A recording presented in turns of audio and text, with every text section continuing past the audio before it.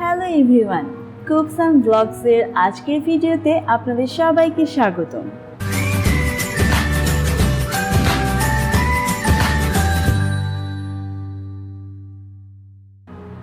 আজ আমি আপনাদের সাথে শেয়ার করব খুবই মজাদার একটি রেসিপি।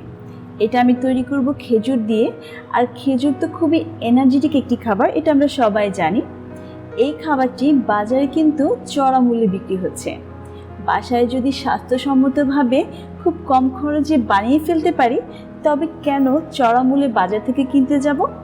চলুন তবে শুরু করা যাক। এই রেসিপির মেন ইনগ্রিডিয়েন্টস হচ্ছে খেজুর। আমি এখানে খেজুর নিয়েছি। খেজুরগুলো বেশ ভালোভাবে ধুয়ে বীজ ছাড়িয়ে নিয়েছি। খেজুরগুলো আমি ব্লেন্ড করে নিব। এখানে আমার 1.5 কাপ খেজুর হয়েছে। এই খেজুরগুলোকে আমি সামান্য পানি দিয়ে ব্লেন্ড করে নিব, কারণ খেজুর খুব সহজে ব্লেন্ড হতে চায় না, এর জন্য পানি দিয়ে নিচ্ছি। এদিকে আপনাদের ভাইয়া আমাকে বাদামগুলো কুচি করে দিচ্ছিল। এই রেসিপিটা তৈরি করার জন্য এখানে আমি 4 রকমের ড্রাই ফ্রুটস নিয়েছি। এখানে আমি নিয়েছি কাজু বাদাম, পেস্তা বাদাম, কিশমিশ এবং আমন্ড। এবার চুলায় একটি ফ্রাই প্যান বসিয়ে দিচ্ছি। দিয়ে দিচ্ছি সাদা তিল। এখানে আমি 3 চা চামচ সাদা তিল নিয়েছি। সাদা তিলটা আমি কিছুক্ষণ ভেজে নেব।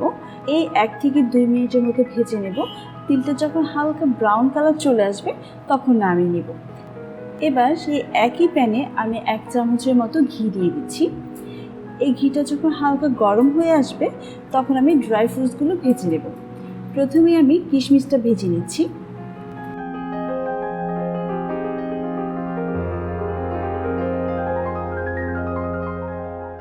কিশমিশ যখন এরকম ফুলে উঠবে তখন বুঝতে হবে ভাজা হয়ে গেছে।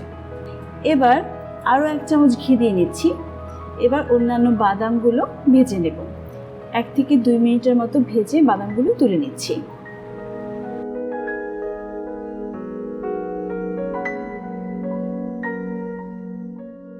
বাদাম ভাজা হয়ে গেলে আবারও 1/2 চামচের মতো ঘি দিয়ে দিচ্ছি। এবার দিয়ে দিচ্ছি ব্লেন্ড করা খেজুর। এখানে আমার 1.5 কাপ খেজুরে ব্লেন্ড করার পর 1 কাপ খেজুর হয়েছে। এই 1 কাপ খেজুর আমি দিয়ে দিচ্ছি। সাথে দিয়ে দিচ্ছি আগে থেকে ভেজে রাখা কিশমিশ। খেজুরটা অনেকটাই নরম, কারণ আমি পানি দিয়ে ব্লেন্ড করেছি। কিছুক্ষণ ভাজলেই এই খেজুরটা অনেকটা শক্ত হয়ে আসবে। খেজুর অনেকটা শক্ত হয়ে গেছে। এই পর্যায়ে আমি দিয়ে দিচ্ছি ভেজে রাখা বাদামগুলো। বাদামগুলো দিয়ে বেশ ভালোভাবে মিক্স করে নিতে হবে। এই খেজুরের বরফিটা তৈরি করতে আমি কিন্তু কোনো রকমের মিষ্টি ইউজ করিনি, কারণ খেজুর এমনিতেই অনেক মিষ্টি। আপনারা যদি খেজুরের মিষ্টিটা আরেকটু কমাতে চান তাহলে বাদামের পরিমাণ বাড়িয়ে দিতে পারেন। আমার খেজুরের বরফির মিশ্রণটা একদম তৈরি হয়ে গেছে। এবার একটু ঠান্ডা করে নেব।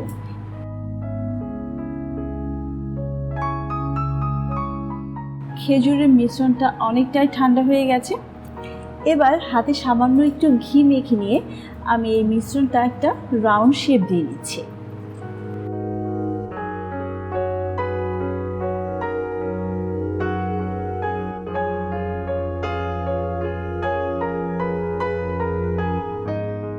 রাউন্ড করা হয়ে গেছে।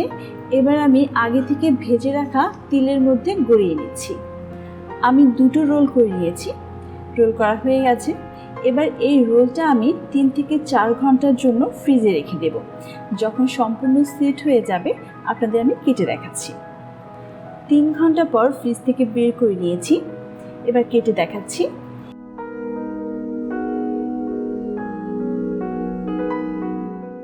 এই খাবারটা সবার জন্য খুবই ভালো, বিশেষ করে প্রেগনেন্ট আপুদের জন্য তো অনেক ভালো। এটা যদি দিনে একটা করেও খান আপনার শরীরের জন্য অনেক উপকার হবে। দেখতেই পাচ্ছেন কতটা লোভনীয় হয়েছে, আর খেতেও হয়েছে মাশাআল্লাহ। বাসায় একবার হলেও ট্রাই করবেন, আশা করি সবার কাছে ভালো লাগবে। আর এভাবে কাচের জারে রেখে দিয়ে 6 থেকে 7 মাসের মতো অনায়াসে খাওয়া যাবে। আজকের রেসিপিটি যদি ভালো লেগে থাকে তবে লাইক, কমেন্ট ও শেয়ার করতেও ভুলবেন না। ধন্যবাদ।